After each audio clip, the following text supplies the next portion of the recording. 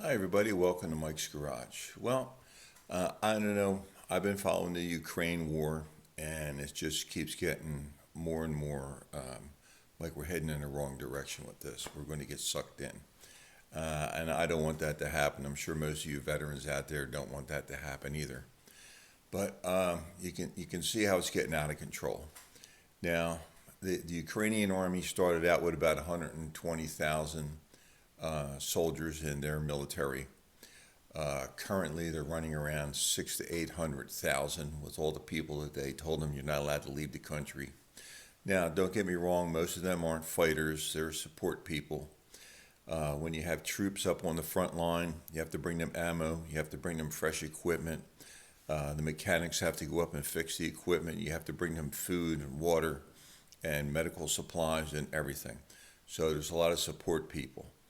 And the latest I heard, there's over 16,000 soldiers that have gone over voluntarily. Nobody's sending soldiers in there yet, but there's 16,000 soldiers from all other countries, mostly NATO countries.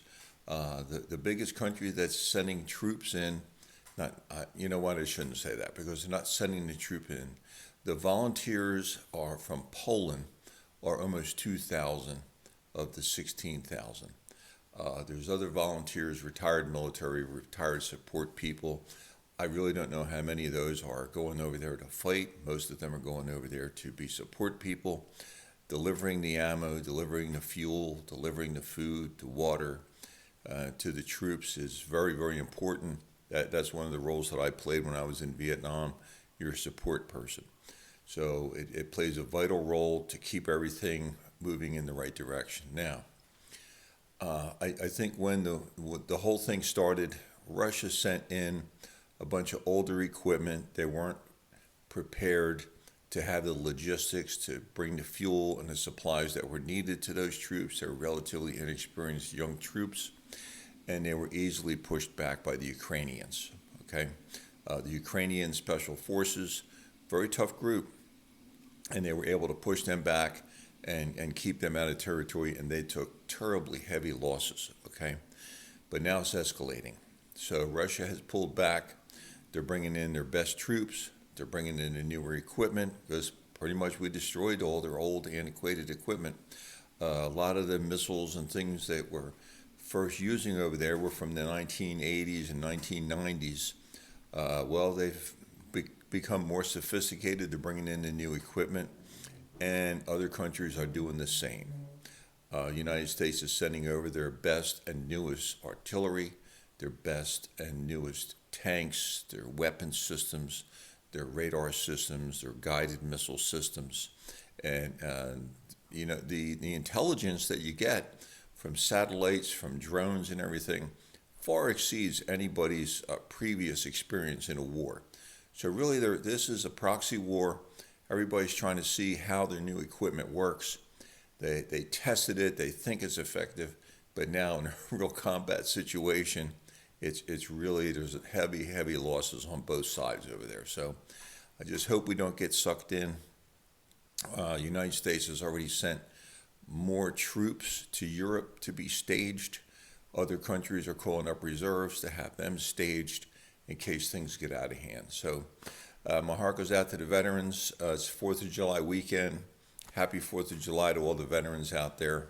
I do have a concern. I understand Ukraine's fight for freedom. They want to be free. They don't want to be taken over by Russia, and neither does NATO. That's going to be the last thing there. If NATO rushes their application in, just like Finland and Sweden are doing, it's really going to intimidate Russia and put them behind the eight ball. Now, I did hear this morning that they hit a submarine with artillery or a rocket.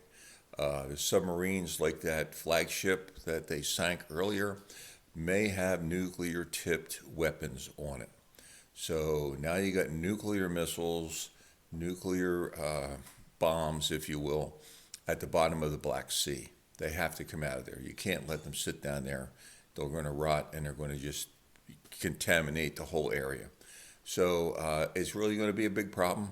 The mines and everything that are there all have to be removed once this is resolved. So it's not a good situation. But I'll try and leave it on a happy note. Things are getting a little better here with gas prices and everything. I just hope we can keep out of the conflict over there. But anyway, I ramble on. I change subjects, so I apologize for that. But happy 4th of July, everybody, especially to you veterans, the freedom fighters. It's part. I'm proud to be part of your group. Okay, happy 4th of July. I need more subscribers. If you're not a subscriber, click that button for me. I appreciate it. Okay, take care, everybody. Be safe out there.